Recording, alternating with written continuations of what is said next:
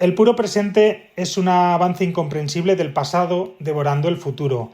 Así lo definía el filósofo francés Henri Bergson, ganador del Premio Nobel de Literatura en 1927, en su trabajo Materia y Memoria. Una paradoja que cobra especial trascendencia en nuestros días, en los que vivimos un presente que arrastra el pasado sin permitirnos construir un futuro. No se trata además de una mera percepción o de un sentimiento íntimo de algunas personas, sino de una condición global. Llegan generaciones que, a pesar de poseer una gran formación y de haber invertido mucho esfuerzo en disponer de una base sobre la que construir su proyecto de vida, no van a lograr una existencia mejor que la de sus progenitores. Es un paisaje, lo conocen ustedes a la perfección, en el que los sueldos se diluyen frente al crecimiento impertérrito de la inflación, donde acceder a una vivienda ha dejado de ser un derecho para convertirse casi en un privilegio, y donde la crisis climática lo envuelve todo, poniendo aún más amenazas en un mañana con el que cuesta bastante ilusionarse.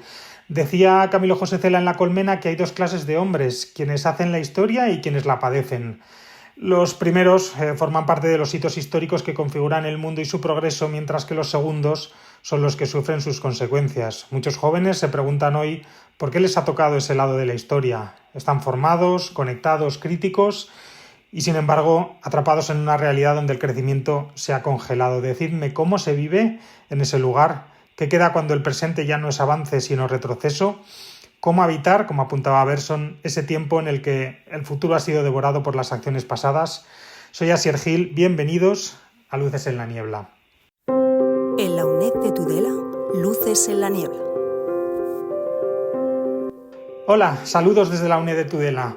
Hoy encendemos nuevas luces en una niebla tan profunda y con tantas aristas que quién sabe qué salidas vamos a poder encontrar. Hoy vamos a explorar un malestar que debiera gritarse más porque al final es algo que ocupa todo. Pero quizá por ser un malestar que avanza lento pero impasible, que se antoja igual crónico, que destroza sin hacer demasiado ruido, tiene esa concepción para muchos de ser algo irreal. A veces se lo considera un disfraz de ironía generacional, de ese humor amargo de bromear con sumisión a la precariedad que nos ahoga. En otras ocasiones se lo considera un simple ejemplo de resignación política y hay incluso otras veces en las que se lo cataloga como ansiedad existencial. Pero ahí está, latiendo en el cuerpo colectivo de quienes, con formación superior, con idiomas, con talento, con esfuerzo, con ganas, sienten que han llegado tarde a un mañana que no se parece en nada a lo que les prometieron o a la realidad que veían en la piel de sus padres. Son generaciones que crecieron con la idea de que el futuro siempre sería una mejora continua, con más oportunidades, con mayor estabilidad, con un estado del bienestar mucho más sólido. Y en algún punto del camino esas promesas se rompieron, porque vivir mejor ya no es un destino probable, sino una excepción afortunada. Informa el Consejo de la Juventud que en el 2024 solo el 14% de los menores de 30 años estaba emancipado, la tasa más baja desde el 2006. De ellos, además, más del 60% destinaba más del 30% de su salario al alquiler de una vivienda. La precariedad, como vemos, ha dejado de ser una etapa de la vida para convertirse casi en algo estructural. El acceso a la vivienda, el ascenso laboral o incluso la idea de formar una familia son ahora desafíos que antes parecían derechos básicos para la población. Y no hablemos solo con las cifras encima de la mesa. Resaltemos también el clima emocional que reina en la juventud, esa especie de melancolía sin pasado que no nace de haber perdido algo vivido, sino de la percepción de que el futuro se ha encogido y ya no puede hacer frente a las promesas que hacía a las generaciones anteriores. Nos topamos además con un escenario donde la política se reconfigura. Todos los nacidos después del 2008 han crecido en un entorno de crisis permanente, donde los vaivenes económicos, ecológicos, institucionales se van pasando el testigo para siempre dejar las peores consecuencias. ¿Qué efecto tiene esto a la hora de valorar o de analizar el poder, la justicia o incluso la participación en la sociedad? ¿Cómo confiar en los discursos que exaltan el esfuerzo individual cuando se ha desvanecido la idea de un contrato social sólido? ¿Cómo creer, en definitiva, en el mérito cuando las reglas del juego se han roto antes siquiera de empezar?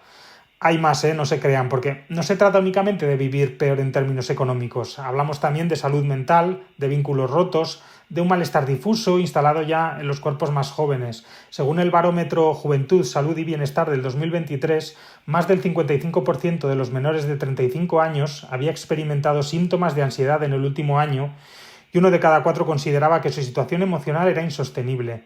¿Qué pasa cuando la tristeza no es un síntoma individual, sino una condición generacional? Frente a todo esto, surgen preguntas de fondo. ¿Cómo hemos de reescribir el relato en torno al progreso? ¿Cómo construimos un futuro habitable cuando lo que heredamos es en realidad un modelo agotado? ¿Es posible imaginar otra forma de crecimiento, otro tipo de éxito, otro equilibrio entre lo que deseamos y lo que al final es sostenible? Tal vez lo que nos toque ahora no es tanto recuperar las certezas que marcaban el pasado, sino inventar nuevas formas de esperanza. Y para eso quizás haya que empezar por escuchar. En este episodio, en esta niebla, vamos a hacernos preguntas que nos interpelan a todos, seamos de la generación que seamos, hayamos llegado antes o estemos aún por llegar. Son preguntas que podrán incomodar, pero que, a fin de cuentas, son las que ponen luces en la espesura. Azahara Palomeque, muy buenos días. Buenos días, Asier, ¿qué tal? Azahara Palomeque es escritora, periodista y doctora en estudios culturales por la Universidad de Princeton. Nacida en Andalucía y residente durante años en Estados Unidos, ha desarrollado una obra ensayística y literaria que aborda con lucidez las intersecciones entre cultura, política y malestar generacional. Su escritura, crítica y profundamente contemporánea, navega entre el análisis social, la poesía y la reflexión autobiográfica.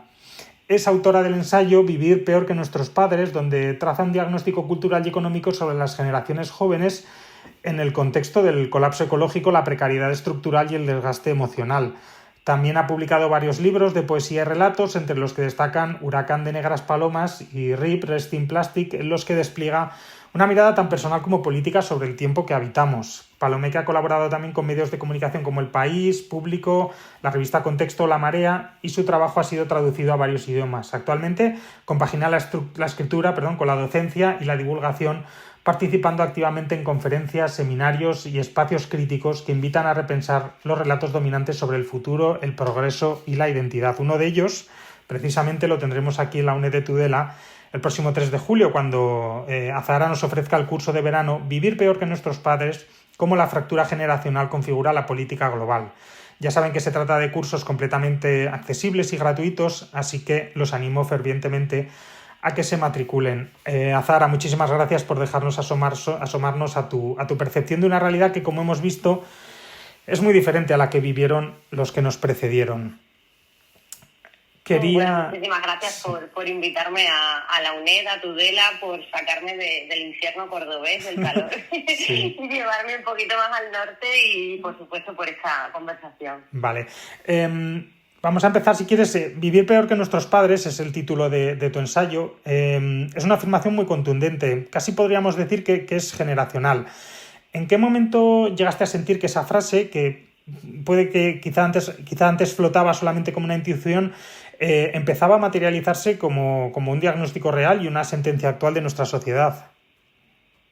Bueno, es una frase contundente, vivir peor que nuestros padres, pero es verdad que el verbo no está conjugado, o sea que eso permite cierta flexibilidad. Uh-huh. Yo empecé a sentir que esa frase cada vez iba ganando más peso, sobre todo a partir de la crisis de 2008-2009. Esa crisis marcó especialmente a una generación, que es la mía, la generación millennial. Yo terminé en una doble licenciatura en el año 2009 y de repente pues me di cuenta, igual que nos dimos cuenta muchos, de que el mundo se estaba desmoronando, Lehman Brothers había quebrado, de repente en poco tiempo Europa empezó a demandar a España que efectuara una serie de recortes en servicios sociales, en el estado del bienestar. Todavía seguimos sufriendo esos recortes y ese fue el año 2009 específicamente que yo me fui a Estados Unidos porque en España no encontraba absolutamente nada, lo intenté debajo de la piedra y en Estados Unidos me dieron una beca de máster y dije, bueno, pues voy a ver si por ahí me puedo salvar, con la intención de volver después del máster y tardé 13 años en poder regresar a España, ¿no? Además no quería estar allí en Estados Unidos y bueno, fue una etapa muy dura, como lo fue también para otros muchos jóvenes que se quedaron en nuestro país. Entonces ahí esa frase empieza a ganar sentido, fue un lema de las manifestaciones del 15M. Si te acuerdas, por ejemplo, se decía sin casa, sin curro, sin pensión, sin miedo. Sí. O sea, ya faltaban muchas cosas y ahora yo creo que van faltando más todavía, como por ejemplo un clima estable que ya no tenemos, o incluso pues eso, vínculos sociales, una vida familiar. O sea, se van sumando las pérdidas y por eso pues ese título no se queda obsoleto. Uh-huh. Deslizas a lo largo de tu obra ideas como la melancolía anticipada o el futuro robado, que yo creo que funciona muy bien para radiografiar el estado emocional que sienten mucho y que tienen muchos de los jóvenes. ¿Qué papel crees que juega la emoción? Puede ser como la emoción de la tristeza o la ansiedad en este nuevo sentimiento de desafección de la política o incluso de malestar con quienes nos gobiernan.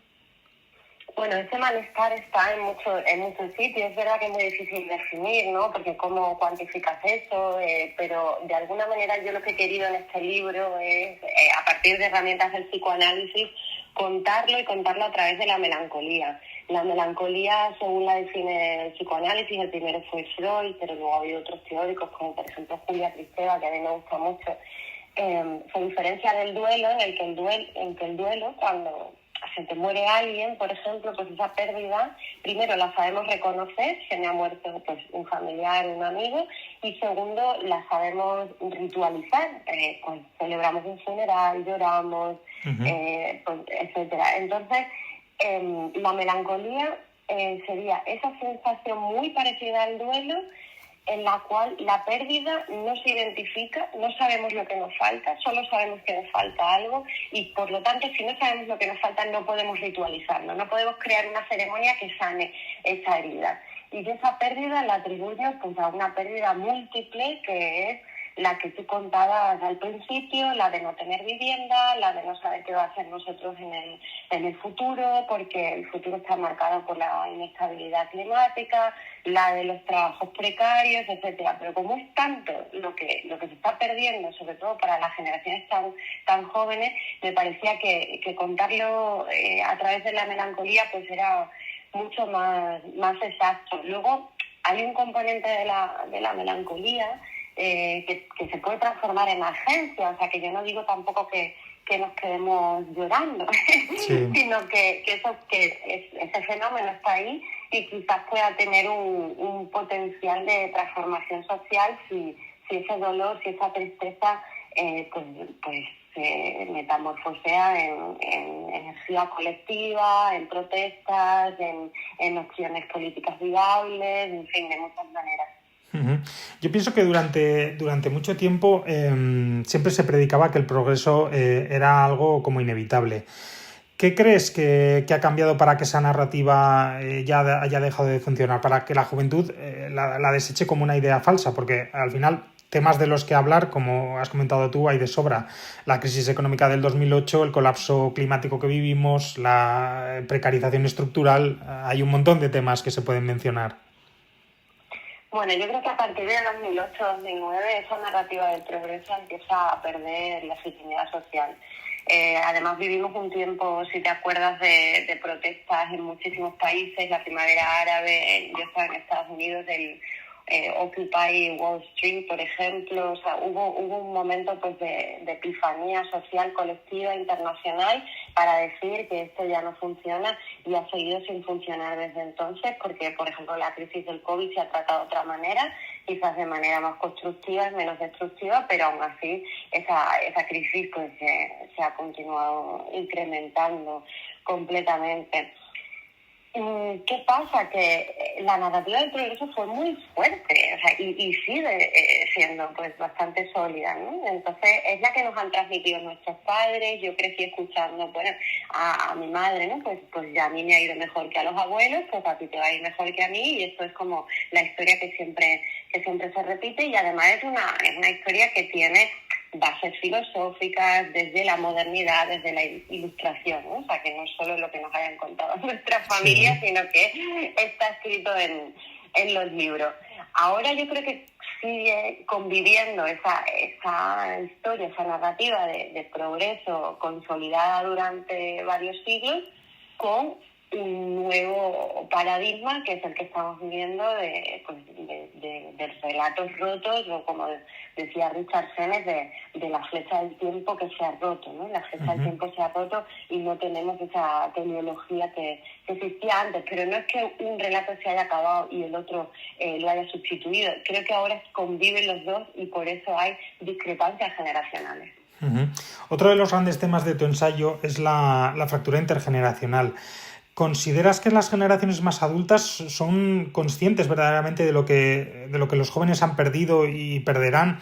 ¿O crees que existe una cierta condescendencia, como si creyesen al final que todo sean quejas sin mucho fundamento? Pues la manera como yo concibo la fractura generacional tiene mucho que ver con lo que decía de los dos relatos, ¿no? que consisten ahora mismo. Creo que hay una generación, lo explico en el libro, boomer sobre todo, que creció al calor de un crecimiento económico, que además se tradujo en una redistribución más o menos justa de la riqueza, al menos a través de servicios sociales, en la creación de los estados del bienestar. Por supuesto, esto es un relato occidental, pero si pensamos en Europa o en Estados Unidos, pues sí que se fue creando algo parecido en Estados Unidos al estado del bienestar y desde luego más consolidado y más protector el europeo, y España siguió más o menos ese patrón. Lo que pasa es que se incorporó tarde porque teníamos la dictadura, ¿no? Y fue a partir de la transición. Entonces, ese progreso, ese crecimiento económico y esa creación del concepto clase media, etcétera, también con movimientos sociales potentes, con sindicalización, eso ya se ha acabado completamente. Esto crea un malestar y una incomprensión en las generaciones, porque no es raro escuchar pues que tu padre o tu madre te diga, pero ¿por qué no consigues trabajo con todo lo que has estudiado, ¿no? Yo aquí pagándote la carrera, el máster, todo lo demás, y mira, y no eres capaz de tener un sueldo como el que yo tenía hace 20 años, o no eres capaz de comprarte un piso, etcétera. Eso culpabiliza a los jóvenes hasta cierto punto de circunstancias que son estructurales, sistémicas, que no se pueden cambiar no de manera individual, y crea pues esa fractura que yo llamo, ese malestar, que me gusta llamarlo fractura porque creo que puede sanar, pero es cierto que las discrepancias están ahí. Si miras un poco al futuro, ¿quién crees que es nuestra generación la que va a vivir peor que sus padres, o los que vienen después, nuestros hijos, no sé, se enfrentan a nubarrones todavía más negros? Bueno, depende. A nivel político es muy difícil decirlo porque puede haber transformaciones para bien. Ahora estamos en un momento político muy difícil, con el auge de la derecha y la extrema derecha, destrucción del estado del bienestar, servicios públicos, pero eso sí que puede cambiar, igual que ha cambiado en épocas anteriores, para mejor, dependiendo del tipo de movilización social que haya. Ahora bien, por ejemplo, en términos climáticos, ahí sabemos que el cambio climático va a ir a más. Incluso aunque hoy dejáramos de consumir combustibles fósiles, de golpe habría una inercia que seguiría, no sería tan destructiva, pero esa inercia continuaría, y en términos de fenómenos meteorológicos extremos, sequías, inestabilidad, etcétera, pues desde luego las generaciones más jóvenes lo tienen peor por una cuestión de las matemáticas de la edad, y esto lo dice la ONU, lo dice el IPCC, el panel de expertos sobre cambio climático, y lo dice además con una infografía que a mí me parece muy elocuente. Dependiendo de en qué año hayas nacido, pues te dibujan el cuerpo de la persona en color amarillo, rosa, rojo, morado, o ya directamente negro, ¿no? O sea, sí. que eso sí que es muy grave, y bueno, hay una gradación dependiendo de la edad. Uno de los mayores síntomas del retroceso que vivimos es, yo creo que nadie lo duda, el acceso a la vivienda, que casi podríamos decir que se ha convertido en un símbolo, ¿no? de este vivir peor que nuestros padres, porque bueno, al final supone una barrera estructural que impide iniciar y desarrollar proyectos de vida. A tu juicio, ¿qué consecuencias, tanto a nivel social, cultural, político, padece una generación que al final no puede emanciparse?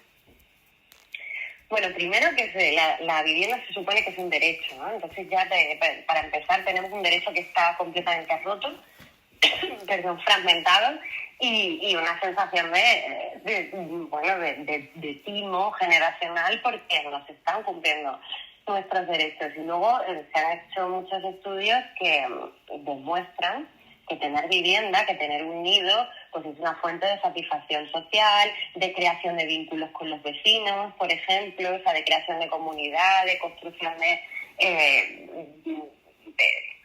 convivencia, ¿no? Incluso de política, en el sentido de estar en conexión con la polis, ¿no? De esa ciudadanía responsable que se preocupa por la polis, y la polis, la ciudad griega, ¿no? Está llena de Airbnb, pues este tipo de responsabilidad política y de civismo no se va a dar de ninguna manera. Y luego está teniendo consecuencias también, pues en el hecho de que la gente no tiene hijos, las dificultades para formar una familia, que hay muchas personas a las que le pesa, y junto a eso, pues la especulación que se está haciendo con ese derecho, ¿no? que está beneficiando directamente a grandes propietarios y convirtiendo nuestro país en un parque temático para turistas. Y que parece además que no consigue corregirse, ¿no? Que cada año los precios escalan más. Es un tema que parece que no encuentra una salida clara. Eso parece. Tenemos una ley de vivienda que en teoría debería funcionar, pero como esa ley de vivienda en realidad lo que se ha hecho es externalizar las responsabilidades a cada comunidad autónoma, pues se ha convertido en una especie de pelota, ¿no? Que se pasan unos a otros y aunque ha habido algunos beneficios de esa ley, pero no acaba por solucionar el problema. Creo que es un problema estructural.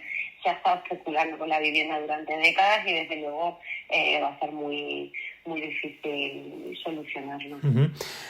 Conceptos como el mérito, como la cultura del esfuerzo o la movilidad social también están hoy a la orden del día cuando se exploran las hipotéticas salidas a esta crisis estructural de la que hablamos.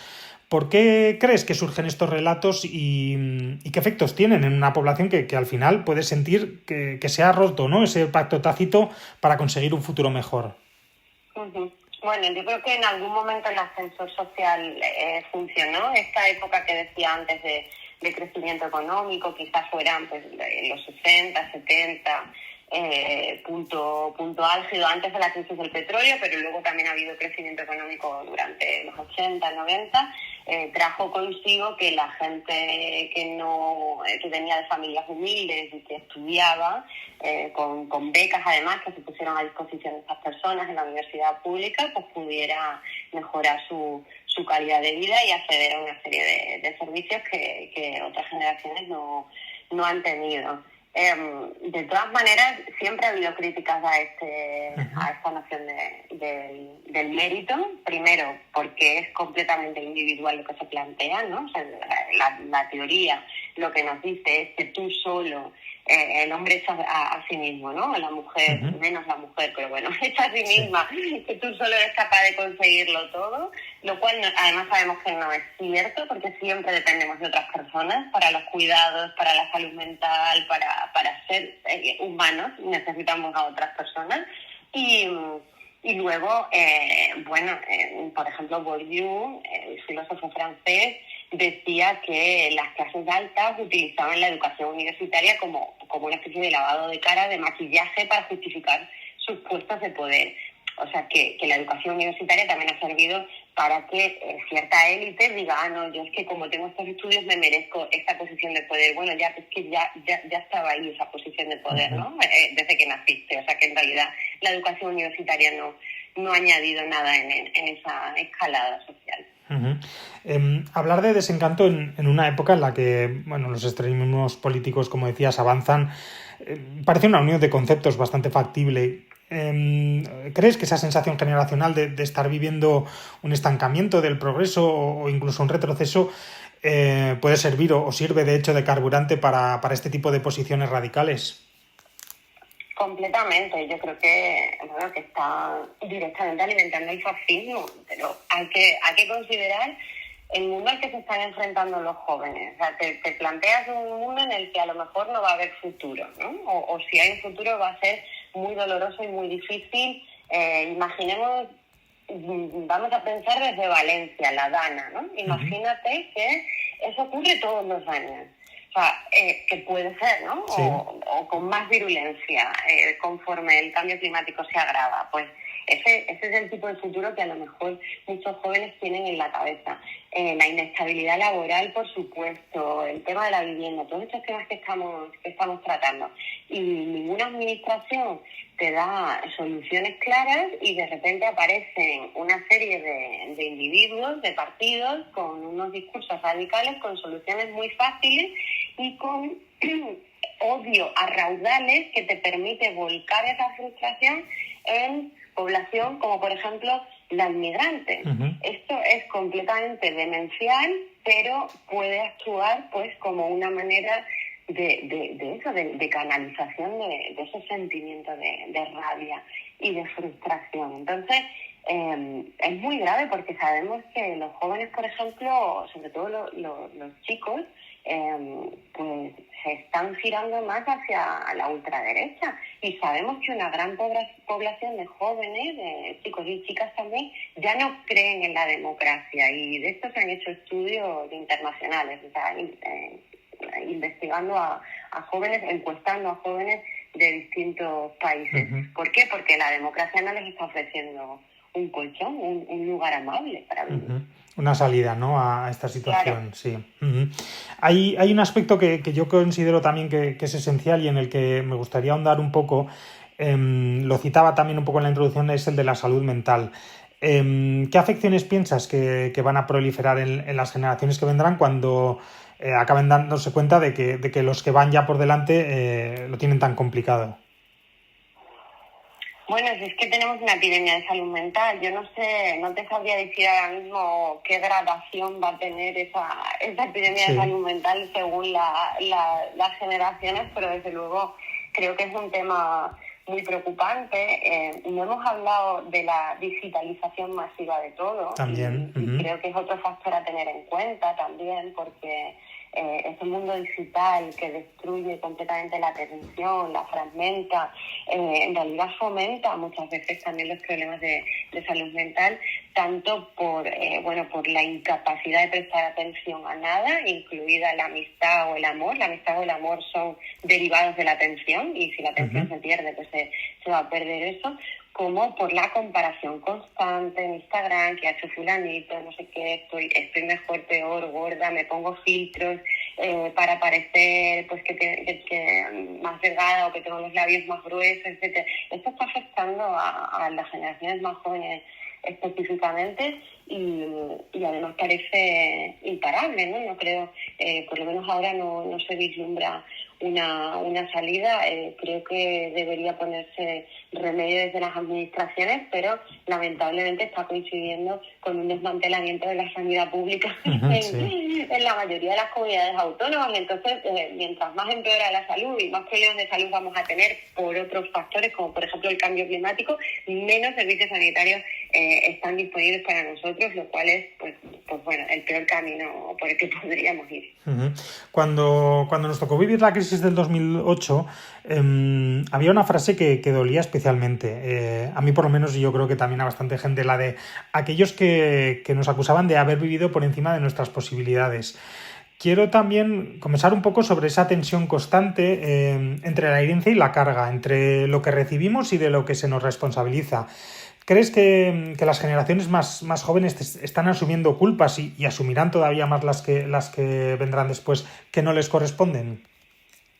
Yo creo que sí, y me parece, bueno, me parece ya no solo mal, o sea, yo no lo voy a comentar desde el punto de vista moral, ¿no? Me parece mentiroso, mendaz ese tipo de culpabilización, porque ¿cómo que hemos vivido por encima de nuestras posibilidades? Primero, ¿cuáles eran nuestras posibilidades y quién las determina?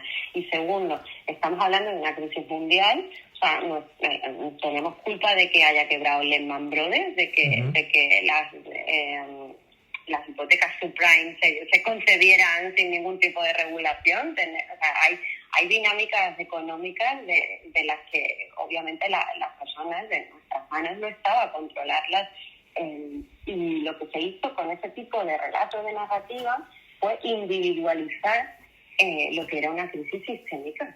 y además se utilizaba, no sé si te acuerdas mucho, la comparación en el Estado, ¿no? Bueno, el Estado es como una casa. Si tú no llegas a fin de mes, pues te aprietas el cinturón y lo de apretarse el cinturón para justificar los recortes sociales. Sí. Mira, perdona, no, el Estado no es como una casa, el Estado tiene unos representantes políticos que son elegidos con un voto. Esas personas son depositarias de la soberanía y tienen una serie de responsabilidades. El Estado tiene más capacidad de endeudamiento que un hogar individual. En el hogar individual tú le puedes echar la culpa a tu padre o a tu madre si no han llevado bien las cuentas, pero en el Estado hay muchas administraciones involucradas y muchísimas empresas privadas también. Entonces, o sea, no me compares, porque al final, pues eso, lo que se hizo fue demonizar a la población. Y bueno, nosotros ya teníamos bastante aguantando lo que había. Sí. Luego hay también otra faceta de ese sentimiento de culpa que va también un poco al hilo de la preocupación por la salud mental, porque ¿por qué los jóvenes habrían de sentirse culpables de no alcanzar ciertas metas sociales o de desarrollo personal cuando, a fin de cuentas, es el propio sistema el que se las está negando? Pues porque es muy difícil tener una mirada sistémica. Yo lo he visto con personas muy cercanas a mi entorno, con amigos, de decir, bueno, no encuentras trabajo, no has tenido mala suerte, y explicarles esas cosas y me dicen, bueno, Sara, pues tienes razón en lo teórico, pero es que yo no soy capaz de estar culpando al mundo todos los días, ni sé todo, ni conozco todos los factores que han intervenido en el hecho de sentirme un fracasado, ¿no? Entonces, ¿qué es lo que hago? Pues al final, lo más fácil es mirarte en el espejo y sentirte culpable, pero desde luego yo creo que lo que hay que hacer es salir de ese ensimismamiento que hasta cierto punto es narcisista y buscar soluciones colectivas, porque las causas de la situación han sido colectivas también. ¿Y qué respuesta se puede dar? Porque, bueno, como avanzaba un poco en la introducción, yo no creo que sea haber perdido cosas, que también, sino sobre todo es ese sentimiento de promesas rotas, ¿no? De que a ti te prometían que si te esforzabas podías, ese ascenso social también del que hemos hablado, y luego esas promesas ya no existen. Entonces, ¿qué respuesta pueden dar los jóvenes para, no sé, para mirar con un poco más de optimismo, ¿no?, al futuro? Yo creo que hay que perder la obsesión por querer emular los patrones de vida de otras generaciones o el mismo crecimiento económico, etcétera. Hay libros, por ejemplo, que se vuelcan mucho en la nostalgia, en decir, es que yo quiero exactamente lo que tenían mis padres, que con un sueldo podamos vivir, que tener un chalet adosado, 2 coches en la puerta, 3 niños, etcétera, incluso concibiendo a los niños como una propiedad más. Yo creo que ya no estamos en ese paradigma, y lo que no se puede hacer es ir contracorriente respecto de tu propio momento histórico. Entonces, va a tocar reinventarse de mil maneras, que algunas ya están inventadas. Simplemente hay que hacer un poco de trabajo de arqueología literaria y sacar, pues, estudios de los años 60, 70, leer los límites del crecimiento, por ejemplo.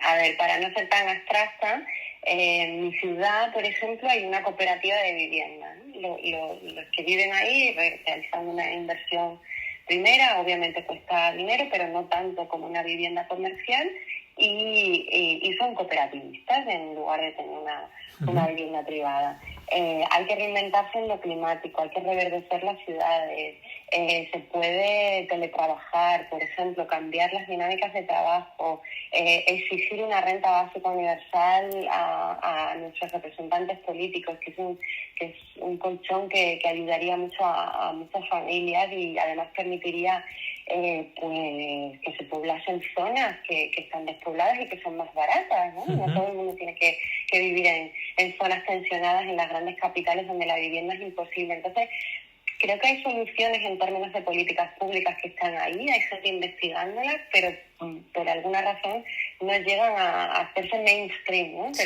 Pero quizás sería interesante pensar desde ahí, desde esas alternativas, y si no están en los grandes medios de comunicación o en los grandes titulares, pues buscarlas, porque luego que existen. Y ya para terminar, me gustaría proponerte un ejercicio. Si tú estuvieras ahora mismo enfrente de una persona de 20, de 22 años, que siente que no tiene lugar en este sistema, ¿no? Pues porque ve el desempleo juvenil, ve los problemas de acceso a vivienda, el cambio climático, ve todo eso. ¿Con qué mensaje le dirías? ¿Con qué idea se tiene que quedar para conservar la ilusión inherente a esa época de la vida, ¿no?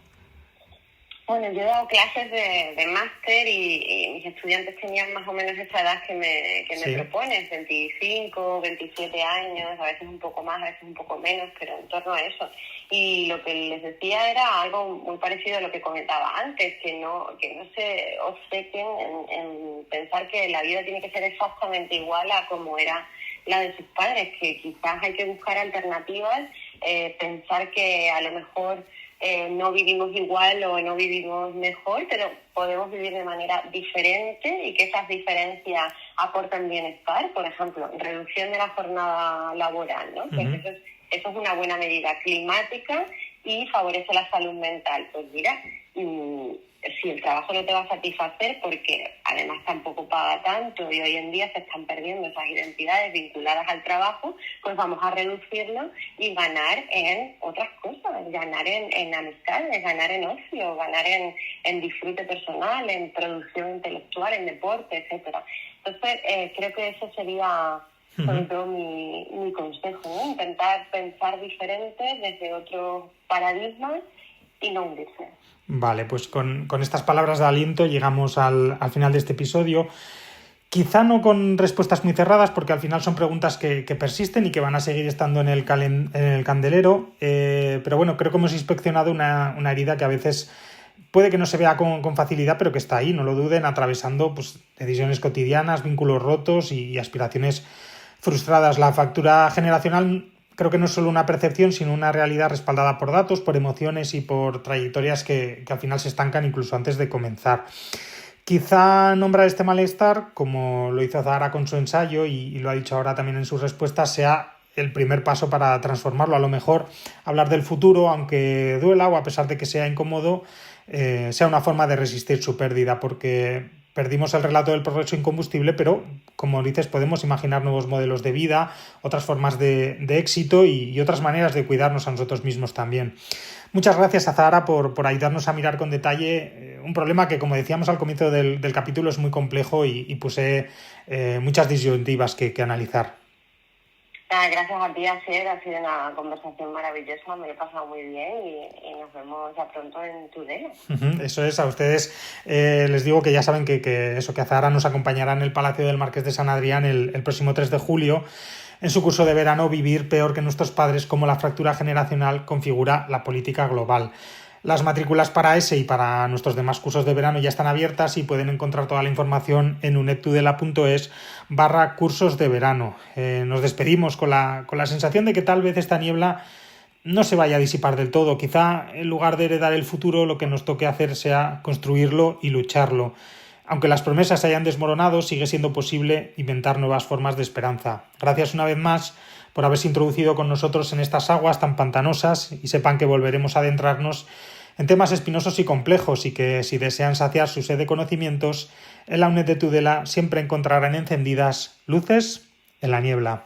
Hasta la próxima. En la UNED de Tudela, luces en la niebla.